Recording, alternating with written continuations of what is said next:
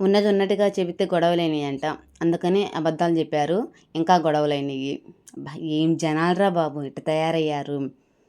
ఉన్నదేదో నిజం చెప్పుకుంటే ఒక రోజుతో గొడవ పోతుంది. అదే అబద్ధం చెప్పుకుంటే జీవితాంతం వీళ్ళు అబద్ధాలు చెప్తారని అనుకుంటారు కదా!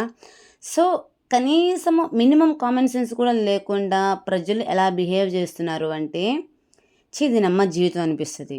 అది అబద్ధం అని తెలుసు. కానీ నిజమని నమ్మించాలని చూస్తారు. అప్పుడు ఎవరు ఎదవవుతారు? చెప్పండి. సో, పరిస్థితులు తగ్గట్టుగా అబద్ధాలు ఆడొచ్చు అని అంటారు.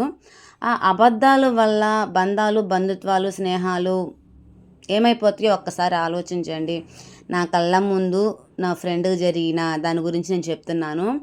ఏదో చేయబోయి ఏదో చేశారు. సో, ఇప్పుడేమైందో తెలుసా? నువ్వింతే ప్రతిరోజు అబద్ధాలు చెప్తావు. నువ్వు మారవు.